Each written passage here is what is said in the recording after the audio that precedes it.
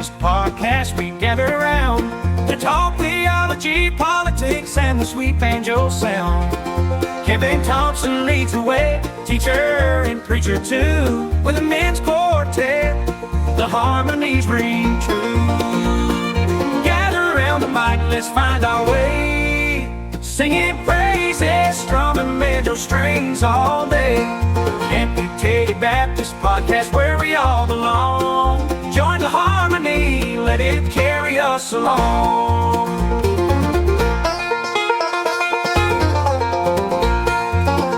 With a passion for faith and a banjo by our side, we don't deep, we don't hide, we take it all in stride.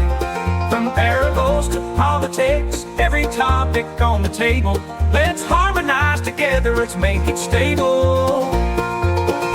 In the chord progressions we find our peace, singing praises, strumming banjo strings all day. Amputated Baptist podcast, where we all belong. Join the harmony, let it carry us along. Theology, politics, and a little bit of banjo. You're listening to the Amputated Baptist podcast. And now, here is your host, the Amputated Baptist himself, Kevin Thompson. All right, hello and welcome back to the podcast. With me is Father Michael Carl, all the way across the country from Massachusetts, from, is it Wakefield? That's where the church is, yeah. Yeah, okay. So, Michael, welcome back. Well, I want to say welcome back to the podcast, but you were on my previous podcast, so welcome to the Amputated Baptist podcast. Well, I won't hold the Baptist part against you. So you are one of the very few charismatic Anglicans that I know. Well, we're not Anglican. I thought you were. Are you Episcopalian? No. Or am I just way off? We are Charismatic Episcopal Church. Okay. And it's Episcopal from the standpoint that since the word for bishop in Greek was episkopos, and so we're our own communion. And we take the roots going back to the second and third century to the ante-Nicene fathers. Yeah. Who, basically laid the groundwork for the interpretation and hashing out what Jesus meant. And there are a lot of folks that had to be a part of that because Jesus, as you know, there's a lot of controversy about the things Jesus had to say. Right. And so we believe, of course, in the inspiration and inerrancy of Scripture, the bodily resurrection of Jesus, the virgin birth, the God eternally existent in three persons, the divinity of Christ, of course, and all the basic doctrines. So, but then on top of that, all the other, for now like 1900 years, people have tried to add their own interpretation on what all that meant. So here we are. All right. Well, here we are. And so you won't hold against me that I'm a Baptist, and I'm happy for that. So good. we actually have a lot in common despite some doctrinal differences. But of course, when it comes to doctrine, those essential doctrines, I think we would agree wholeheartedly on. And that's why you're allowed to be on here. And that's why we're allowed to be friends, of course. One of the things that we have in common is Christian education. Amen to that. Not only are you a pastor and a writer, but you're also a teacher. And the main reason why I wanted to have you on the episode today is to talk about your new endeavor that you're launching that I'm really excited about, and that you are starting a Christian school. Yep, working on it. And so that's one of the things I'm pretty passionate about. So give us your vision for neighborhood Christian school. Well, I found that when I was looking for possible curriculum and was going to go before the local school committee, the good thing about Massachusetts is, and there are a few things that are good about Massachusetts, is it allows anyone who has the desire and the money and the willingness to start a private school or a Christian school. All you have to do is get the okay of the local school committee. So I was preparing to go to the school committee and figured, well, if I don't have something to present to them, they're going to say, this guy doesn't know what he's doing.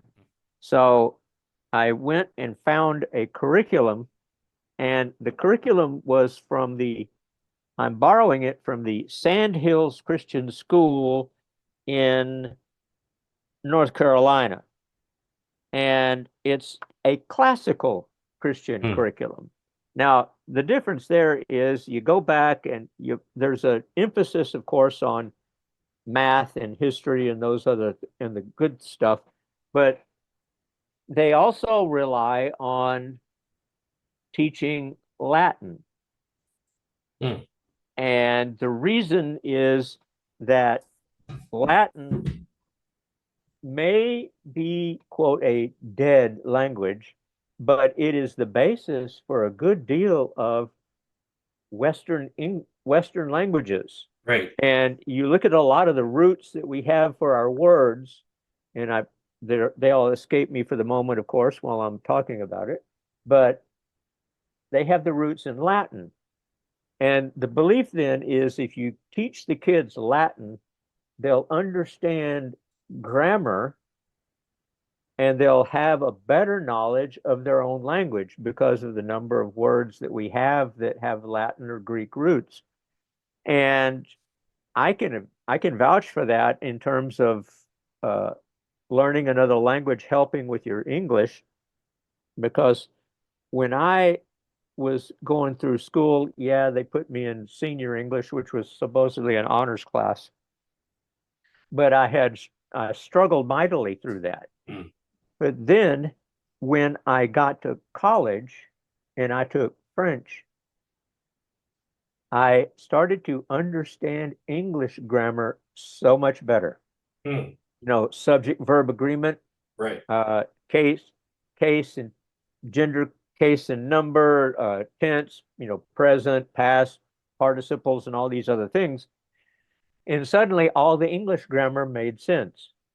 Now, some people would say English grammar still doesn't make sense, but that's another issue. Yeah. But what I came across and discovered was that I now was able to understand English grammar because I was studying French, and they've got, you have to have the articles in front of the nouns and all these other things. And I confess, going way back, my 6th grade English teacher didn't teach us anything about prepositions. And then when I got to middle school, I bombed English badly in the 7th grade. And so I had to learn what a preposition was, for one thing, and then discovering that it's a positional word, to above, under, across, through, Right. or whatever. And then that all also came to, it gelled when I was my sophomore year of college, because French has prepositions too, and they explain, do you have to have a preposition here? And then you never have a prepositional phrase as the subject of a sentence, but it can be in the complement and, yada, yada, yada, and so forth. And so Latin also provides that basis for understanding languages. And let's see, I have a book here called A Defense of Latin and Classical Education. And it's pretty interesting in the fact that, well, I find it interesting anyway. Latin helps with SAT scores. It does make learning a modern vocabulary easier. True, Latin is abundant in the technical vocabularies of the soft and hard sciences and law. A student of Latin should also gain a firmer grasp on English vocabulary by recognizing that all the big words come from Latin. Now, then the reason we focus on math. Math is systematic, organized, orderly, logical, and cumulative. If you ever took math, in college, you know that one level of math depends on what came before it. Right. And so it's systematic and logical. And so some of my students, when I was doing my teaching thing at Community Christian Academy, said, "What do we need to know this for? We'll never use this in life." And I said, "Okay, tell me, do you want to go up on the 30th floor of a building that was designed and built by architects and contractors who didn't understand their math?" Right. And she said, "Oh, never mind." Yeah. So, and that's crucial because math teaches a logical, orderly progression of things. And so, as a Right. result, when you master the math, even if you only get through Algebra 1, you'll have the mindset that's prepared to develop a logical pattern of thought, and you can have a logical sequence in your thinking. So it's the old axiom of we don't want to tell you or teach you what to think. Right. We want to teach you how to think. Yeah, I really wish a lot more people got that concept. And I try to communicate that to my students that number one, I hate the question, but I know it's going to be asked. Where am I ever going to use? I'm never going to use trigonometry. I'm never going to use, well, first off, I'm really thankful that, people do understand trigonometry. Otherwise, I couldn't ride a roller coaster. I couldn't play a video game, or not that I do either of those things.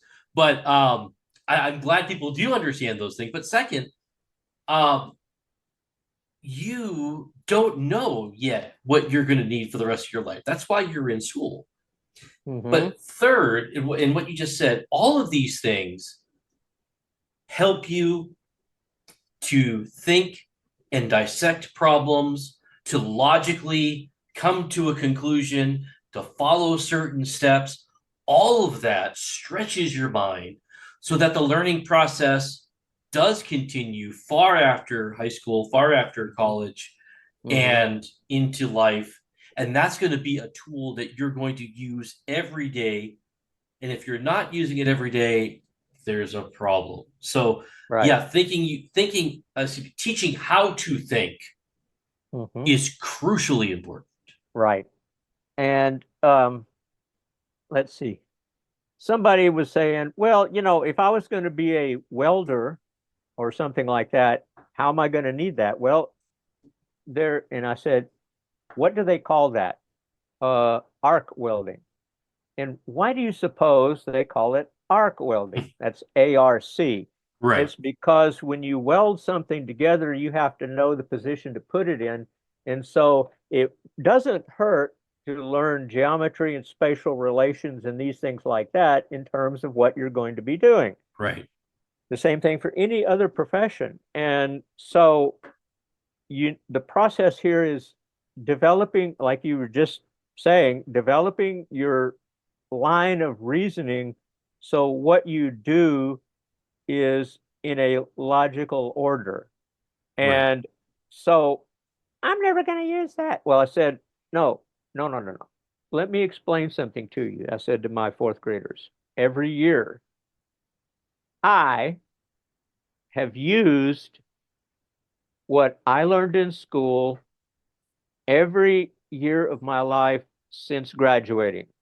I have used everything I learned because at one time or the other, of course, not everybody changes careers 4 times like I have, but from the time I was a radio newsman to the point where I was then in the Army and then did the independent journalism work after I was a pastor for 7 years. I had to do journalism while I was trying to plant this church where I'm pastor now. And in the process, everything I learned, I have found to be handy and useful. So the reason for such a stringent curriculum is because the goal of neighborhood Christian school is to teach the kids to where one solidly root them in their faith, Yeah. be able to defend their faith. And by the way, another good book for the defending your faith thing is called Tactics Yes. by Gregory Kukul, and that teaches you how to use the principles of logical progression and reasoning, but also how to use questions Yep. to develop your case and to do so in such a way that's respectful, where you don't get into a shouting match with the person with whom you're discussing your faith Right. issues. Now, so each one of these things is useful so that when the kids leave, and eventually I want to work it up to where it becomes a K4 through 12th grade system. But when they leave neighborhood Christian school and they go to college and they find a professor who is, let's just say, not exactly friendly to the Judeo-Christian worldview, you are not going to get blown away by this person because they sound so clever and they Mm. sound so logical and they sound so complete in what they have to say Right. that maybe I've been believing wrongly for all this time, and maybe Mr. Carl was full of organic matter. And Mm. so we're gonna solidly root them and ground them in their faith so that they won't be shaken when they hear a contrary idea, because the classical curriculum also depends on, Homer and Euripides and Aristophanes and Virgil and all these writers from antiquity. And so we read the classics where these guys were, pagan. And they wrote from, like Aristotle was friendly with the idea of one God because that's what he believed, but he believed there was a bunch of it was called henotheism, where you Right. have one supreme God and a bunch of understudies, worker bees, as it were. And so when you see or hear an idea that is contrary to the Judeo-Christian view, you're not going to be freaked out because you've already encountered it. Right. And you've already developed the reasoning for how and why. Yeah, they were good thinkers, but you don't want to copy their religious beliefs. Well, I So, think that's what the crux of a Christian school is all about. It's the only, I believe, a Christian education is the only type of education that gives you the entire picture. Because all these guys, whether it's Homer or Euripides or Aristotle, Socrates, all of these guys were magnificently brilliant, but missed out on the bigger picture, which could have further informed what they believed. And a Christian school can do just that. And that's, again, another reason why, well, why am I going to learn this if I'm not going to use this later in life or whatever? Well, this is our Father's world. And why wouldn't we want to know every facet of what God has done to lead back to a spirit of worship and a spirit of praise?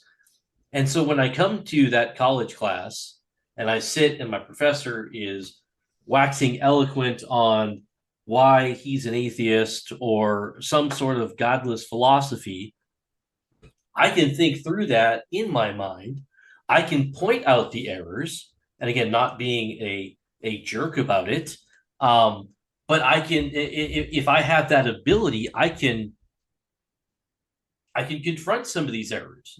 When my fellow students and I are talking at lunch, or we're waiting for class to start, these conversations come. That's one of the best things about college, and you can interact, and that's, I think, sometimes what a lot of Christians miss out on is they have their faith, but they can't defend their faith because they've never logically thought through their faith. In fact, some Christians would even say, "Well, logic and that's not us. We just believe this book." But that's not biblical Christianity. Exactly. All you have to do to know that you need to know some of this other stuff is read Paul's sermon on Mars Hill in Right. Acts chapter 17. And so, let's see. Now, I'm trying to think of the guy's name, but this, the altar to the unknown God, Right. that was the same philosopher to whom Paul referred when he said, well, Cretans are lazy gluttons and liars, because this was gosh, what was the guy's name? But he was also the one who told the Athenians, who were going through a plague at the time, that send some sheep down the side of the hill. In every place one of them rests, build an altar there. Well, they built an altar to everything, but then there was this one extra sheep who laid down, and they say, well, we're out of gods. What are we going to do? And then they said, to an unknown God. And so Paul says, this God is the one I am introducing you today, which means Paul knew about this. Right. Now I know this guy's name, but I can't think of it off the top of my head. Paul knew about this philosopher because he had studied it. And so he could use, and as some of their poets said, we are his offspring. Yeah. Then we live and move and have our being. And so I keep wanting to say Anaximander, but he was a couple of hundred years before this guy. But anyway, so Paul shows us the need for knowing all of these things in terms of the faith. Now, I got to harken back to my dad, who was a research chemist for 30 years. And he was a Bible-believing, lay preacher, as well as a chemist. But what he said is, I never had a problem with any of these yahoos who tried to tell us that God wasn't real, because I always knew that in my chemistry research, I was attempting to discover more about God's world. And so he had that worldview that was instilled in him deeply, that doing your scientific research, like physicists now, there's, what they call the fine tuning of the universe. Right. And that fine tuning is, where the Earth is exactly the right place in its orbit. And then we have this dome over the atmosphere over our planet, because if we didn't have that 60 miles worth of, was it O2 or whatever? No, CO2, then our daytime temperature would be 454 degrees Fahrenheit. And if we didn't have it at night, our temperature would drop to minus 300 and something Fahrenheit. So this, I want to call it the firmament, but it's not exactly what that is. But this layer of an atmosphere protects us from the excess ultraviolet rays. It would heat this planet up to where we would be like Mercury, which Mercury has no atmosphere because it's burned up completely. But we are exactly in the right place. Any closer to the sun and the firmament wouldn't matter because it would be burned off. Any farther away, it wouldn't matter because it would freeze. And so then, this planet is exactly perfectly designed to sustain life. And physicists are just now coming to a realization that, well, maybe we were wrong about that no God thing, because how precisely this planet is situated and developed is amazingly friendly for the development and sustaining of life. And that is not an accident of 13 billion years of, hit and miss. Right. And so that's also why we need to learn science and study it well, and know chemistry and physics and these other things. Because if you take a science class at college, and it's particularly if it's physics, you are likely going to run up against an atheist professor who is, like Richard Dawkins, well-schooled in what he believes in terms of atheism, and you're going to freak out. But if you study physics from the view of a Christian and understand the fine-tuning and all of these other things, you will not be confused or thrown for a loop, or you will not be like Shohei Ohtani and throw a curve. Right. You won't believe that whoa, I don't know, you won't be blown away by it. You'll sit there and be able to stand your ground in the batter's box until you get your opportunity to take a good swing. And so Right. that's, I love sports analogies too, but uh, although uh, I'm still a Red Sox fan. But That's good to anyway, hear. and so, that's the reason behind why I believe I'm supposed to start this school the way that I believe I'm supposed to start it, with a thorough, well-grounded, well-rooted curriculum, especially, we will also obviously teach the Bible and, the details about the books, what they're about, who their audience was, and that they're inspired. Right. And the fact is that more and more and more archaeology, which is another good science, is verifying the truth of the biblical account. And, just last night I was reading about this clay tablet that has the name on it of the man who threw Jeremiah into the well. Hmm. And they found it in Jerusalem, of course. Now, the deal is that the other persons who are trying to lay claim to Jerusalem are denying completely the biblical story, and they're saying that the Jews are making it up about the fact that there even ever was a temple. Yeah. And so all of the archaeology that's being found out that verifies, yes, there was a temple, and here's where it was, is proving those folks wrong. Well, they are naturally upset about that and protesting and going to the UN and getting more resolutions condemning Israel, etc. But all of this to say that archaeology that has tablets with Moses' name on them, David, Abraham, Isaac, and Jacob, the deed that Abraham had for purchasing that cave in Shechem where he buried Sarah, that tablet that has that sale deed on it has been found. And so now we know that Abraham was a real person. He went where the Bible says he went. He did the things the Bible says he did.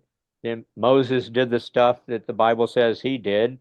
And therefore, you don't have to doubt the scripture accounts, because archaeological science is verifying the truth of these things one piece at a time. And so the kids will leave neighborhood Christian school with a very deep knowledge of the fact that they don't have to question the Bible, and they don't have to be blown away by a skeptic who says the Bible is just this big book of fairy tales, because they will know that that's not true. Well, and we're running out of time here, but I want to make sure I'm excited about this project, and I think you're just the right person to do this. I think you've got the right vision and the right determination. But we're still really early in the stages of this, and so I know right now you've got a GoFundMe to start that. So tell us a little bit about that and how people can help. Well, if they go to GoFundMe, We'll have the link on our show please notes. go to GoFundMe and go to look for Neighborhood Christian School, and you'll be able to locate it. And I definitely am in the need of plenty of people to donate, because as I have come to discover, there is a tremendous amount of money that is required and needed to start a school. And so I would appreciate if wherever your listeners, GoFundMe.com/neighborhood Christian school with hyphens, I believe. Yeah. At least that's what it comes up as.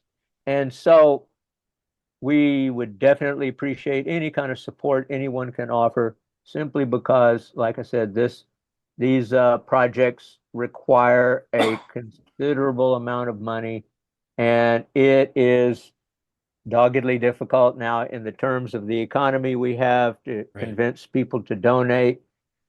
But if they want, this is the actual link for someone who wants to donate. GoFund.me/396 little f little d little f 7a.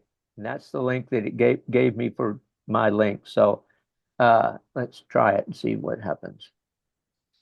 I don't want to get, yep, there it is. Okay. So that is the proper link to the site.